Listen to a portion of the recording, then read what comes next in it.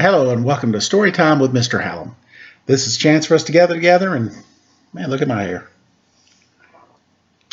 It's been a long day. Been a long, rough day. My hair's all mussed up. I got mussy hair. All right. That said, we're going to read the story Cinnamon by Neil Gaiman, one of my favorite writers. Pictures by Divya Srinivasan.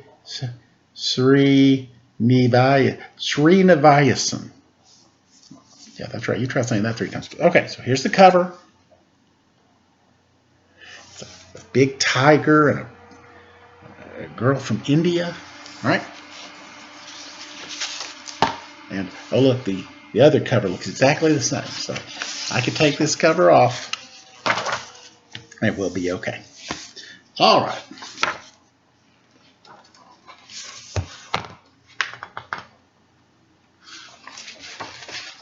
All right. Here we go. Cinnamon was a princess a long time ago in a small, hot country where everything was very old.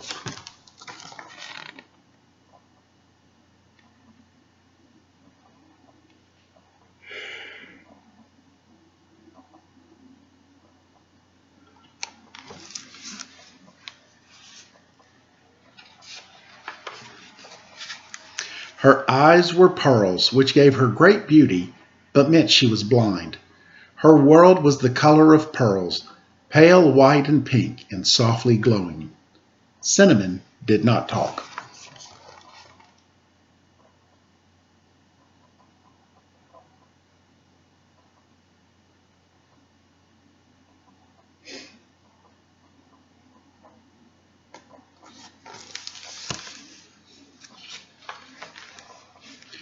Her father and her mother, the Raja and the Rani, offered a room in the palace, a field of stunted mango trees, a portrait of the Rani's aunt executed on hardwood in enamels, and a green parrot to any person who could get Cinnamon to talk.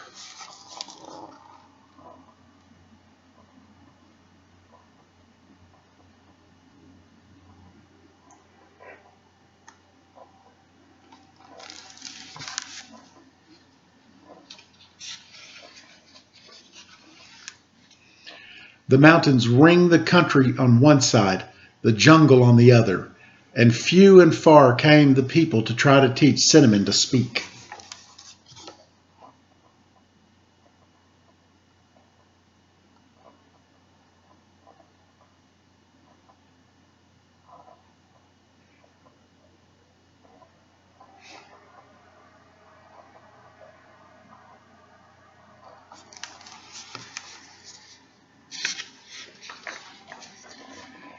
But come they did, and they stayed in the room in the palace, and cultivated the field of mango trees, and fed the parrot, and admired the portrait of the Rani's aunt, who was quite a celebrated beauty in her day, although she was now old and crabbed and pinched with age and disappointment. And eventually they went away, frustrated and cursing the silent girl.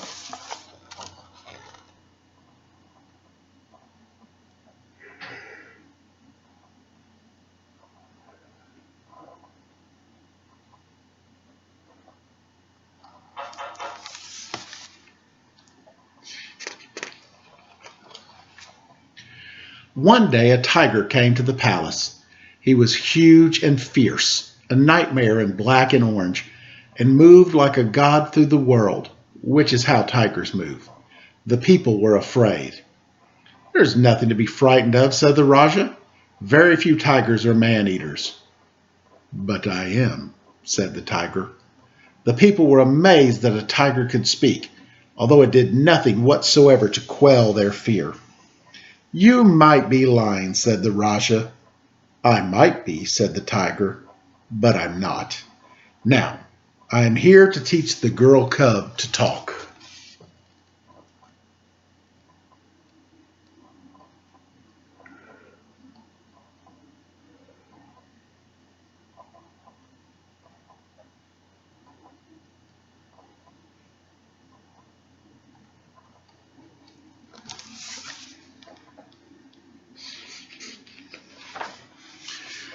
The Raja consulted with the Rani, and despite their urgings of the Rani's aunt, who was of the opinion that the tiger should be driven out from the city with brooms and sharp sticks.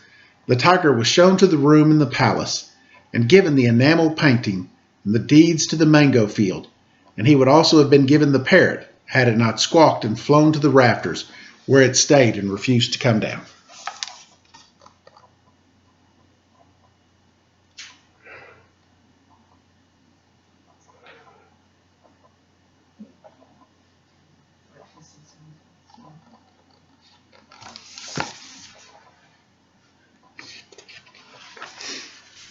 Cinnamon was shown into the tiger's room.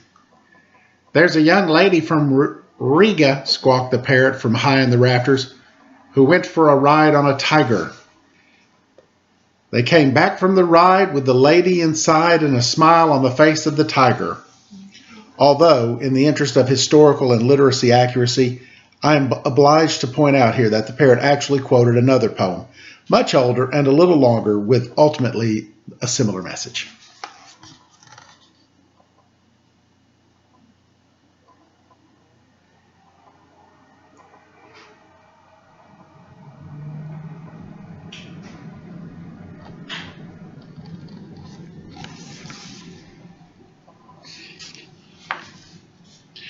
"There," said the Rani's aunt, "even the bird knows." "Leave me with the girl," said the tiger. And reluctantly, the Raja and the Rani's aunt and the palace staff left the beast with Cinnamon. She pushed her fingers into its fur and felt its hot breath on her face.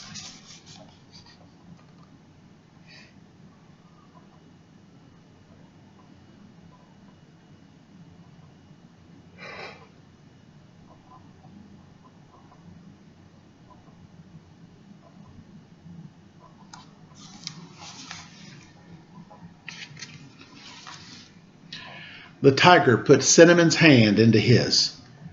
"Pain," said the tiger, and he extended one needle-sharp claw into Cinnamon's hand. It pierced her soft brown skin, and a bead of bright blood welled up. Cinnamon whimpered.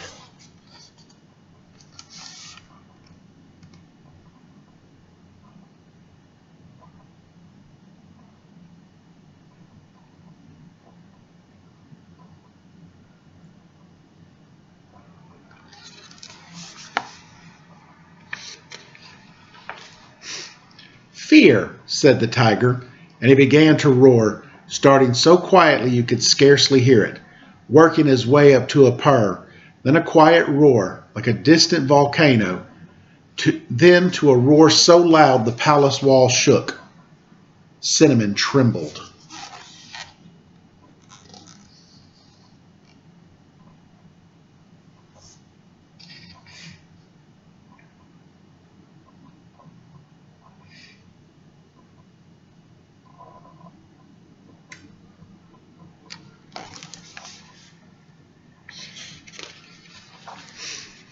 "Love," said the tiger, and with his rough red tongue he licked the blood from Cinnamon's hand, and he licked her soft brown face. "Love?" whispered Cinnamon, in a voice wild and dark from disuse. And the tiger opened his mouth and grinned like a hungry god, which is how tigers grin.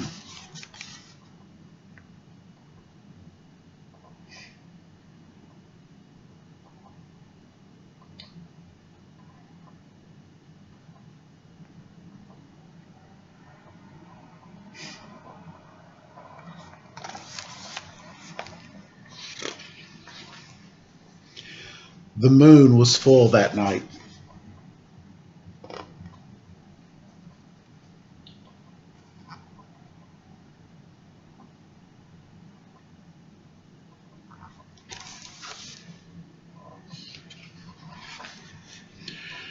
It was bright morning when the child and the tiger walked out of the room together. Cymbals crashed and bright birds sang, and Cinnamon and the tiger walked toward the Rani and the Raja, who sat at one end of the throne room, being fanned with palm fronds by elderly retainers. The Rani's aunt sat in the corner of the room, drinking tea disapprovingly. "Can she talk yet?" asked the Rani. "Why don't you ask her?" growled the tiger.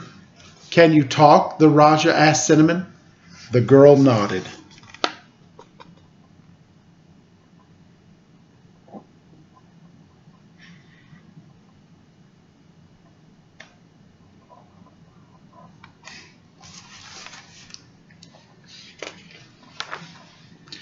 Ha!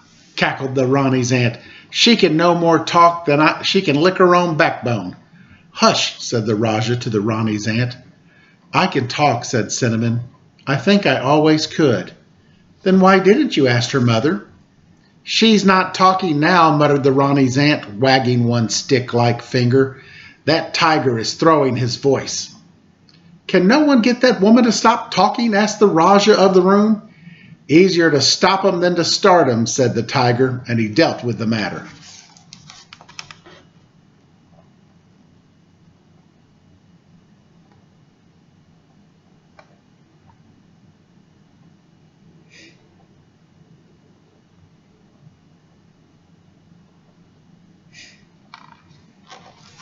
Well, you know.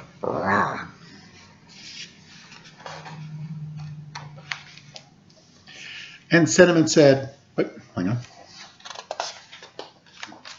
And Cinnamon said, why not? Because I had nothing to say.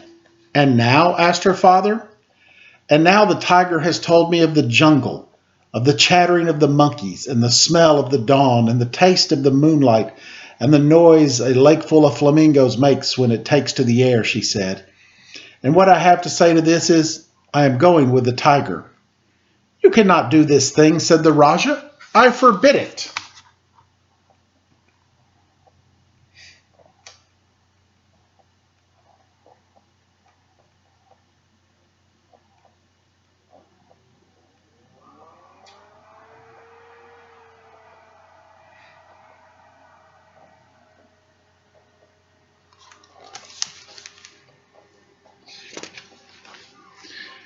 It is difficult, said Cinnamon, to forbid a tiger anything at once. And the Rajah and the Rani, after giving the matter a little consideration, agreed that this was so. And besides, said the Rani, she'll certainly be happier there. But what about the room in the palace, and the mangrove grove, and the parrot, and the picture of the Rani's late aunt? Asked the Rajah, who felt that there was a place for practicality in the world. Give them to the people, said the tiger. And so an announcement was made to the people of the city that they were now the proud owners of a parrot, a portrait, and a mango grove, and that Princess Cinnamon could speak, but would be leaving them for a while to further her education.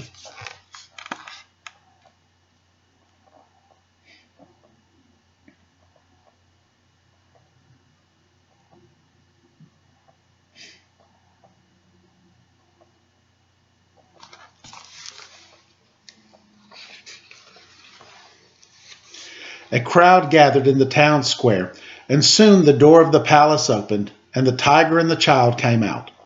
The tiger walked slowly through the crowd with the little girl on his back, holding tightly to his fur, and soon they both were swallowed by the jungle, which is how a tiger leaves.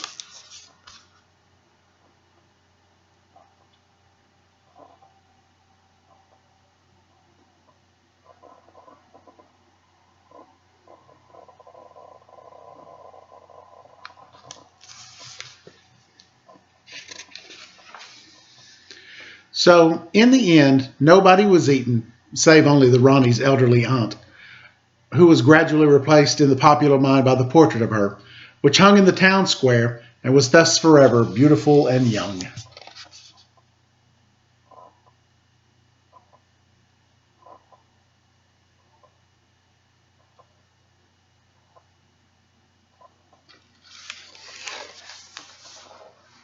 How cool would a talking tiger be?